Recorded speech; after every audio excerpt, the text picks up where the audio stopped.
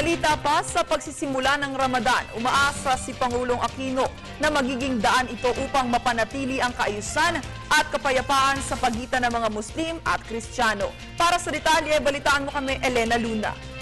Inilala ni Pangulong Aquino ang kahalagahan ng Ramadan para sa mga Pilipinong Muslim. Sa kanyang mensahe, sinabi ng Pangulo na sa sagrado ito, sinisikap ng mga kapatid nating Muslim na mapalapit kay Allah at humingi ng kanyang awa.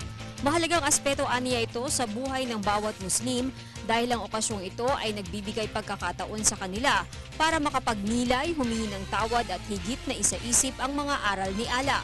Bahagi ng Ramadan ang pagdadasal ng mga Muslim at hindi pagkain at pag-inom sa loob ng isang buwan. Sa pagsimulang ito ng Ramadan, sinabi ng Pangulo na umaasa siyang mas mapapalalim nito ang ugnayan ng mga Muslim sa kanilang pananampalataya at pinagmulan.